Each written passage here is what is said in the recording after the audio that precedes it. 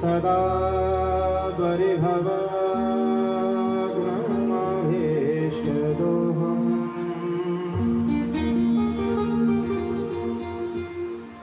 तीर्थास्पदं शिववीरेन्द्रिनुदम्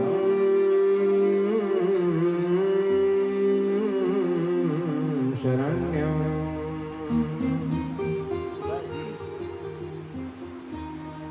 भृत्यार्तिहन् प्रणतपालभवाब्धिपूतम् वन्दे महापुरुषते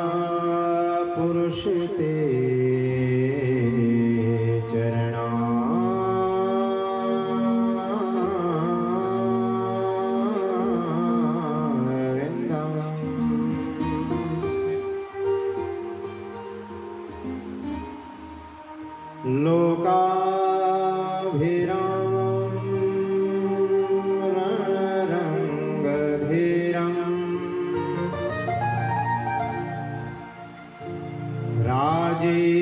राजीवनेत्रं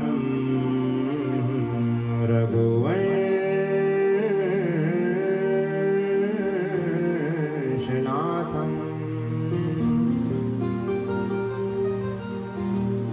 कारुण्यरूपं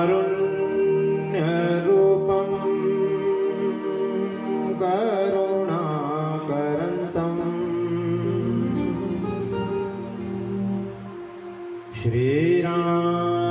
श्रीरामचन्द्रं मनसा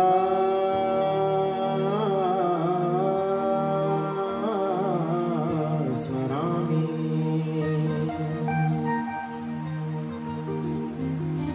वंशे विभूषितकरानवनीरदाभा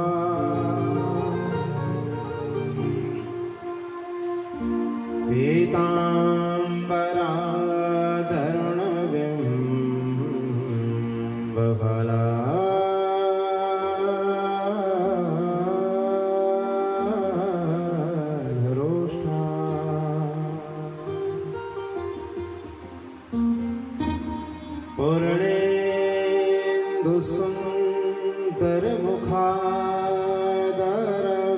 पूर्णेन्दुसुन्दरमुखादरविन्दनेत्रा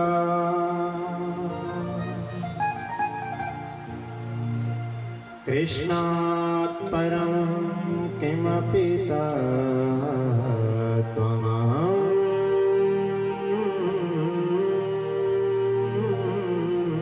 न जाने।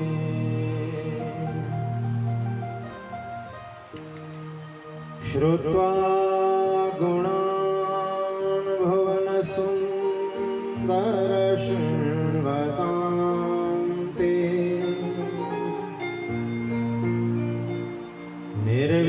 निर्विश्यकर्णविवरे हरतो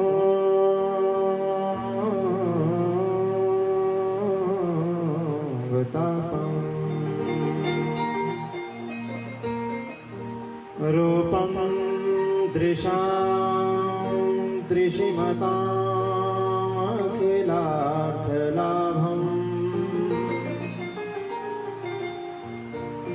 त्वय्यच्युतः विशति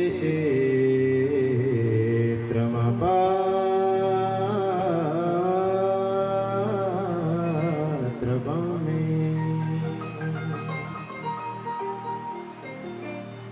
के भगत भगति भगवन्तु गुरु चतुर्नाम वपुएक इनके पदवंदन करो नाशत विघ्न अनेक। ओ आइए हनुमंत जी विराजिए कथा कहूँ अति अनुसार, प्रेम से गादी बैठो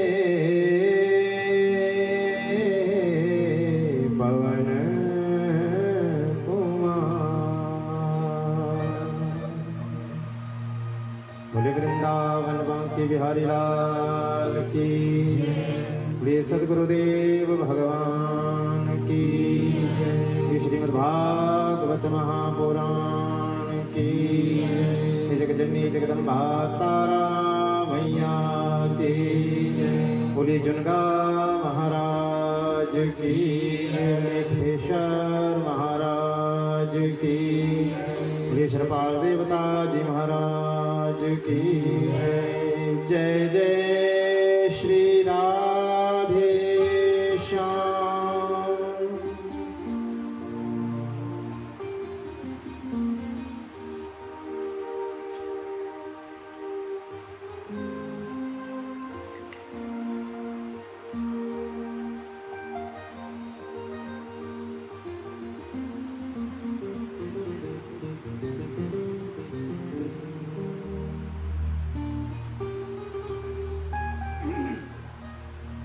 जीवन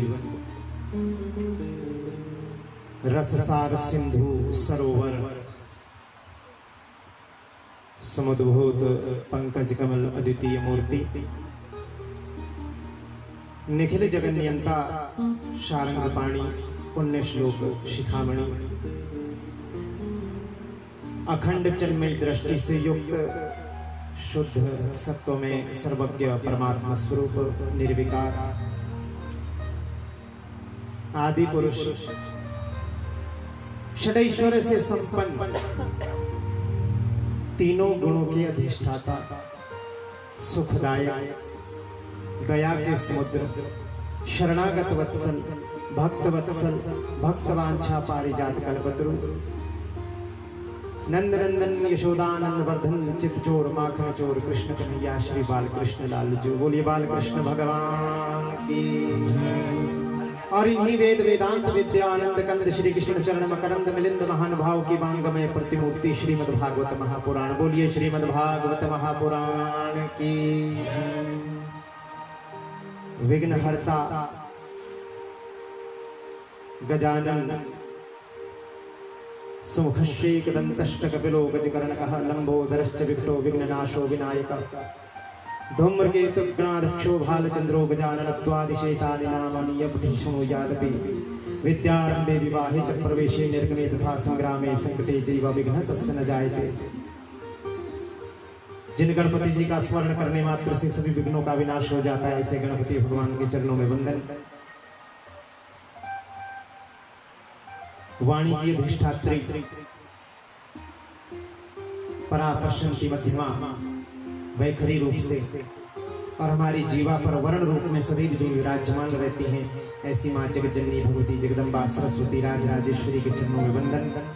माँ तारा का वंदन। बहुत भावन भगवान भोलेनाथ शंकर भगवान का आवाहन करते हुए जुनगा देवता कुल देवता श्री क्षेश्वर महाराज के चरणों में वंदन। शरपाल देवता जी महाराज के चरणों में वंदन। जगत जननी जगदम्बा तारा मैया का वंदन। ग्राम देवता, स्थान देवता, इष्ट देवता, मंडल पर आवाहित 33 कोटि देवी देवताओं के चरणों में प्रणति पुष्पांजलि अर्पित करते हुए उपस्थित सभी ब्राह्मण वृंद, श्रोता वृंद, यजमान परिवार, शक्ति भक्ति स्वरूपा मातृशक्ति, स्नेहमय बाल वृंद और अपनी स्वर माधुरी से इस कथा में अनुपम रस घोलने वाले संगीत मंडली, आचार्य वर्गों का मैं हृदय से वंदन नमन करता हूँ, स्वागत भी करता हूँ आप सभी का भी। और बंधुओं, आपके हृदय में बैठे भगवान श्री कृष्ण, भगवान श्री गोविंद और बाल गोपाल का भी वंदन करते हुए, स्वागत करते हुए आज की कथा का आरंभ करते हैं। बोल गोविंद भगवान की। देखिए दिन कैसे बीत जाते हैं कोई पता नहीं चलता। विशुद्ध कथा का तीसरा दिवस, महात्म्य सहित चतुर्थ दिवस। समय कैसे बीत जाता है, समय कब बीत जाता है और समय कैसे बीत जाएगा किसी को पता नहीं। ऐसा लग रहा है कि अभी कल ही हमने शायद कथा प्रारंभ की थी, लेकिन जब भी कमरे में बैठे, अपने कक्ष में बैठे थे, तो मन में विचार हुआ, अरे आज तो 4 दिन हो गए, चौथा दिन शुरू हो गया, आदि कथा निवृत्त भी होगी। और ऐसे ही हमारा जीवन भी है बंधुओं, विचार करना इस बात पे, ध्यान देना बात। हमारा जीवन भी ऐसे ही बीत जाएगा। कभी विचार करते हैं, मन में विचार करते हैं, सोचते हैं हम कभी कभी, अरे अभी कुछ ही दिनों की तो बात है जब हम कभी स्कूल में पढ़ा करते थे। फिर मन में विचार आता, अभी तो हम कॉलेज में गए थे, ऊंचे विद्यालयों में पढ़ने गए थे, अभी तो हम शास्त्री करने गए थे। अभी कक्ष में नीरज जी से मेरी बात हो रही थी, हमारे बुआ जी के बेटे हैं, सबसे छोटे हमारे बुआ जी कोटी से, इनसे बात हो रही थी। एक साथ हम पढ़े हैं 9वीं कक्षा में और 10वीं कक्षा में। इनसे बात हो रही थी, बचपन की बातें चल रही थी कक्ष में।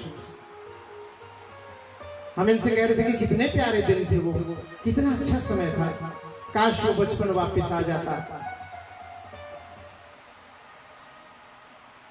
वृद्ध आदमी हम लोग सोचते हैं कि वो बचपन वापस आ जाता, और जब हम बच्चे थे तब हम सोचते थे कि जल्दी जल्दी बड़े हो जाते हैं तो इस काम से छुटकारा तो मिलता, पढ़ाई के काम से। ऐसे ही जीवन भी कब निकल जाएगा, ये जीवन रूपी रेत हाथ से कब फिसल जाएगी, किसी को कोई पता नहीं। किसी कवि ने बड़ा प्यारा कहा, क्षण भंगुर जीवन की कलिका, कल प्रात को जान खिली न खिली, मलयाचल की शुचि शीतल मंद, सुगंध समीर मिली न मिली, और कलिकाल कुठार लिए फिरता, तन नम्र है चोट झिली न झिली, अरे कहले हरि नाम हरि रसना, फिर अंत समय में हिली न हिली। क्षण भंगुर जीवन की कलिका, कल प्रात को जान खिली न खिली। ये जीवन रूपी जो कलिका है, कली है, पुष्प है, ये कल सुबह तक खिला रहेगा कि कोई पता नहीं। किसी के जीवन का क्या भरोसा है। कभी हम सुनते हैं कि अभी हमें हमारी किसी से शाम को बात हो रही थी, सुबह को पता चलता है वो तो नहीं रहे। हमारे आंगन में कोई पुष्प खिला है बड़ा प्यारा, हम रात्रि के समय में उसे देखते हैं और मन में ये विचार करते हैं कि सुबह इसको निकाल लेंगे, तोड़ लेंगे। तो क्या इस बात की गारंटी है कि सुबह तक वो वहां पर रहेगा पौधा, वो फूल वहां पर रहेगा, पुष्प रहेगा? कुमला जाएगा, छूट जाएगा, क्या भरोसा है भाई। ऐसे ही हमारा जीवन भी है बंधुओं। सत्संग की यदि एक बात भी इन कानों में पड़ जाती है तो हमारा कल्याण हो जाता है, ये निश्चित है। एक बड़ा भारी चोर था, दृष्टांत के माध्यम से समझो बात को। बड़ा भारी एक चोर था, उसका एक पुत्र था, उसने उस पुत्र को भी चोरी करना सिखा दिया। जीवन के अंतिम क्षण चले हैं, शर की बड़े भाव के साथ मृत्यु की शैया पर वो पड़ा हुआ है और अपने बेटे को शिक्षा दे रहा है, बेटा यदि जीवन में अच्छे चोर बनना है ना तो क्या करना। पहली बात तो ये कि महाराज चोरी करते हुए पकड़े जाओ तो मानना नहीं कि तुमने चोरी की है। मरते मरते शिक्षा दे रहा अपने पुत्र को, क्योंकि जीवन भर चोरी की ना, अंत समय में चोरी याद आएगी। सदा तद्भावे भावितम, अभी आगे वर्णन आएगा कि जीवन भर हम जैसे जीते हैं अंत समय में वैसा ही हमारा स्मरण बना रहता है। सारे जीवन भर चोरी की तो अंत समय भी चोरी याद आएगी। अपने बेटे को भी चोरी की शिक्षा दे रहा कि बेटा जीवन में यदि सफल चोर बनना है तो यदि कभी पकड़े जाओ तो मानना नहीं कि तुमने चोरी की है। ठीक है पिताजी, नहीं मालूम। और दूसरी बात याद रखना बेटा, कभी सत्संग में नहीं जाना, कभी कथा नहीं सुनना और कभी किसी धर्मशाला में नहीं जाना। बोलो गोविंद भगवान की शिक्षा दे। अब शिक्षा देते देते पिताजी तो हो गए राम नाम सत्य। अब ये महाराज जैसे धीरे धीरे बड़ा हुआ, बहुत बड़ा चोर बना महाराज। चोरी करता, डाका डालता, खूब धन इसने कमा लिया, लेकिन चोरी की आदत गई। एक दिन चोरी करते करते किसी घर में चला गया हमारा। जैसे ही घर में प्रवेश किया तो महाराज द्वारपाल ने देख लिया, चौकीदार ने देख लिया कि घर में कोई घुस गया। उसने बाहर से जो प्रधान जो द्वार था उस द्वार को बंद कर दिया। अंदर मालिक को फोन कर दिया, टेलीफोन कर दिया, मालिक कोई घर में घुस गया है, पिछले वाला दरवाजा भी बंद कर दो। सूचना दे दी अंदर को कि पिछले वाला दरवाजा भी बंद कर दो। पहले के समय में टेलीफोन तो नहीं होता था, ऐसे सूचना दे दी। मालिक ने पीछे वाला दरवाजा भी बंद कर दिया। अब जैसे ही अंदर कक्ष में प्रवेश किया, जैसे ही इसने कहीं से उस चोरी का माल चुराने की कक्ष में प्रवेश किया, चुराना ही चाहता था, सोई हल्ला पड़ गया महाराज, अरे अरे इनके घर में तो चोर घुस गया है, पकड़ो इसे, पकड़ो इसे। अब महाराज जैसे ही चोर को पता लगा कि अब मेरे बारे में तो पता चल गया, अब क्या करूं, भागने का प्रयास करने लगा। कूदा, ऊंची ऊंची दीवार पर से कूदकर बाहर निकला, आगे बढ़ा और महाराज मार्ग में लोग इसके पीछे पड़े हैं महाराज, बहुत इसे पकड़ने के लिए। इसने सोचा कि अब बचने का कोई उपाय नहीं है, बहुत आगे निकल गया तो रास्ते में एक धर्मशाला दिख गई महाराज। पिताजी ने बोला था कि धर्मशाला में नहीं जाना चाहिए। अब द्वार के बाहर खड़ा हो गया, सोचने लगा कि कोई बात नहीं, आज चला जाता हूं धर्मशाला में। अब जैसे ही प्रवेश करने लगा था तो अंदर चल रही थी कथा। महाराज पंडित जी ने जोर से जयकारा लगाया, बोलो जगदम्बा मैया की। वहां पर देवी भागवत की कथा चल रही थी। अच्छा, चोरों की अधिष्ठात्री भी देवी भगवती होती है हमारा। कोई कहता है शंकर भगवान होते हैं, तस्कराणाम पतये नमः, लेकिन ज्यादा तो भगवती की उपासना करते हैं चोर। अब इसने देखा, पिताजी ने कहा था कि किसी धर्मशाला में नहीं जाना, कि तो धर्मशाला ही है। पिताजी ने कहा था कि सत्संग नहीं सुनना, और यहाँ तो सत्संग चला है, लेकिन बचने का कोई दूसरा उपाय नहीं, पकड़ लेंगे तो मार देंगे।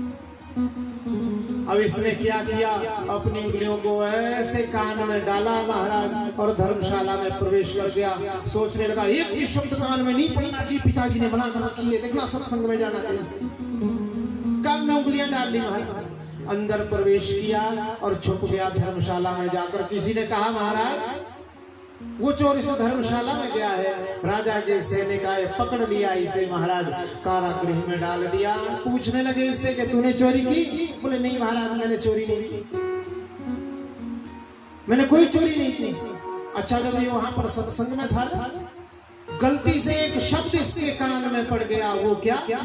देखना सत्संग का प्रभाव कैसा। एक शब्द इसके कान में पड़ा था, शब्द पड़ा था ये कि देवताओं की छाया नहीं होती।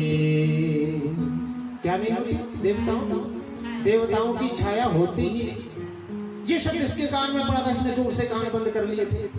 भगवान अपने पिताजी से माफी मांगने लगा, पिताजी क्षमा करना, सत्संग सुन लिया इस कान से।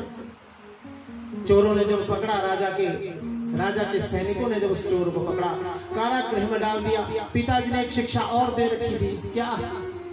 बोलो क्या शिक्षा दी थी? हाँ, पकड़े जाओ तो मानना नहीं कि तुमने चोरी की है। राजा के सैनिक पूछते, राजा पूछता चोरी की महाराज? मैंने कोई चोरी नहीं की। तो फिर भाग क्यों रहा था? वो तो महाराज ऐसे ही मैं इवनिंग वॉक कर रहा था महाराज। बोलो गोविंद भगवान की। मैं तो ऐसे ही भाग रहा था। बहुत मारा पीटा लेकिन चोर ने नहीं माना। पिताजी की आज्ञा कि मानना नहीं। राजा ने सोचा कि शब्द लगता है इसे व्यर्थ में ही पकड़ लिया। लेकिन राजा का एक मंत्री बड़ा चतुर था। राजा के मंत्री ने कहा, महाराज ये चोर होते हैं ना, ये भगवती के उपासक होते हैं महाराज। ऐसा करते हैं कि रात्रि में कोई ऐसा एक नाटक रच देते हैं कि जब ये रात को सोए तो एक नाटक का शेर बनाकर उसके ऊपर किसी स्त्री को बिठा देंगे, भगवती का उसे चोला पहना देंगे, बहुत सारी उसको बाजू में नकली लगा देंगे। जैसे ही रात को हड़बड़ा के नर आंखें खोलेगा उसे लगेगा कि भगवती के दर्शन हो गए। और वही हुआ रात्रि को महाराज नाटक के माध्यम से एक नटिका को तैयार कर दिया, भगवती का चोला उसे पहना दिया, नकली हाथ लगा दिए। महाराज रात्रि के समय धीरे धीरे सिंह पर सवार होकर वो नटी जैसे ही कक्ष में प्रवेश हुई वैसी जोर की रोशनी भी, सब कुछ नाटक था राजा ने रच रखा। जोर की एक रोशनी महाराज, एक प्रकाश उसके ऊपर भगवती के ऊपर डाला गया। और जैसे ही वो अष्टादश भुजा रूपी भगवती जगदम्बा उसे दिखाई दी, हाथ जोड़ लिए महाराज, हे मैया तुम आ गई, मेरी रक्षा करो, राजा ने मुझे पकड़ लिया है चोरी के इल्जाम में। नटी ने पूछा, अच्छा तू तो मेरा भक्त है, मामे भक्ता अपनश्यति, मेरे भक्त कभी गिरते नहीं, पर सच सच बता दे, राजा के पास तो तूने बताया नहीं, मेरे पास बता दे कि तूने चोरी कर रखी। अब राजा के सभी सैनिक, राजा कान लगा के सुन रहे थे। कब जैसे ये माने महाराज वैसे इसको मृत्यु दंड देना या इसके हाथ कटवा दो। ऐसे कान लगा के सभी सुन रहे थे। सच सच बता तूने चोरी की है? तो महाराज हाथ जोड़कर कहने लगा, मैया मैंने इतना ही कहा था, सोई महाराज उसकी छाया दिख गई। और सत्संग में सुना था कि देवताओं की छाया नहीं होती। क्या सुना था? कि देवताओं की छाया नहीं होती। अब जैसे ही देखा, अरे इसकी तो छाया है। वहां पर पंडित जी ने कहा था कि देवताओं की छाया नहीं होती। अब जैसे ही उसकी तरफ देखा, छाया की तरफ देखा, ओहो घूमकर भी देखा, सारे कान लगा के खड़े हैं। अच्छा तो ये राजा ने चालाकी दिखाई मेरे सामने। हाँ अब मैं भी राजा से चतुर हूँ महाराज। जैसे देखा छाया है, माता की तरफ बोला, मैया मैंने चोरी नहीं की। बोलो जगदम्बा मैया की, मैंने चोरी नहीं की। अब जैसे ही कहा कि मैंने चोरी नहीं की, राजा भी सामने आ गया, चोर से क्षमा मांगी, उसे मुक्त कर दिया। चोर बाहर जाकर सोचने लगा, एक शब्द ने, सत्संग के केवल एक शब्द ने मुझे इतने बड़े दंड से बचा दिया, राजदंड से मेरी सत्संग के एक शब्द ने रक्षा की। यदि मैं पूरा सत्संग सुन लूंगा तो मेरा तो जीवन ही धन्य हो जाएगा। बोलो गोविंद भगवान के, मेरा तो जीवन ही धन्य हो जाएगा। इसलिए बंधु मैं कहता हूँ, क्या नारद जी ने कहा के भाग्योदयन बहु जन्म समर्जितेना सतसंगमं च लभते पुरुषो यदा वै अज्ञान हेतु कृत मोह मदांधकारं नाशं विदाहि ततो उदयते विवेका। भाग्योदयन बहु जन्म समर्जिते। ये मत सोच लेना कि तुम्हारे एक जन्म का ये पुण्य है। नारद जी कह रहे हैं भाग्योदयन बहु जन्म समर्जिते। जब महाराज बहुत जन्मों का पुण्य का उदय होता है ना महाराज, तब जाकर कहीं सत्संग मिलता है। और यदि ऐसे सत्संग में आकर भी हमने अपने जीवन में एक बात भी यदि अपने जीवन में ग्रहण नहीं की तो मेरा कहना और आपका सुनना व्यर्थ हो गया महाराज। बोलो गोविंद भगवान की। तो इसलिए मैं कहता हूँ, और गोस्वामी तुलसीदास जी ने भी बड़ा भाव कहा है कि जब विवेक पैदा होता है ना तो क्या होता है, हो ये विवेक मोह भ्रम भाव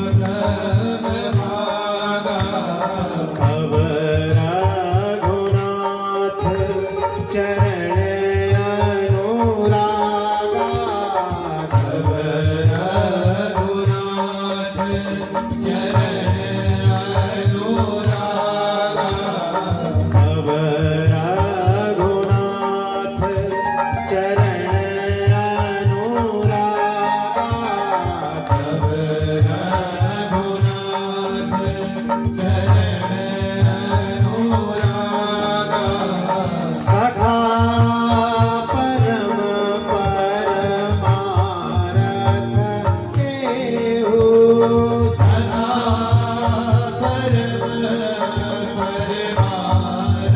गुंदेहु सखा परम परमारथ केहू सदा परम परमार गुंदेहु मन क्रम वचन राम पद नेहु मन क्रम वचन राम पद नेहु तो गाइए श्री राम जय जय राम श्री राम गाइए जय राम जय अभी तो पहले ही कह रहे हैं बोलती बंद हो गई राम का नाम लो हृदय में राम जी विराजमान हो कृष्ण का नाम लो हृदय में प्रेम उत्पन्न हो श्री राम जय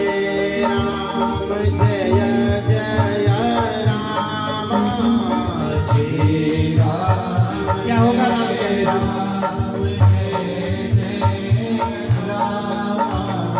श्री राम जय जय राम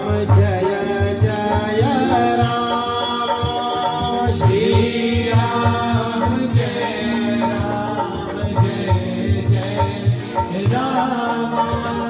श्री राम जय जय राम श्री राम श्री राम जय जय राम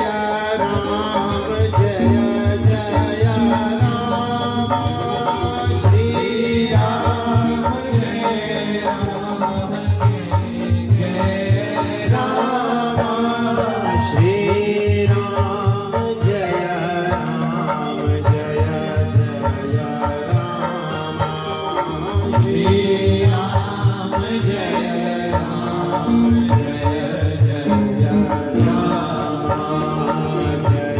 जय राम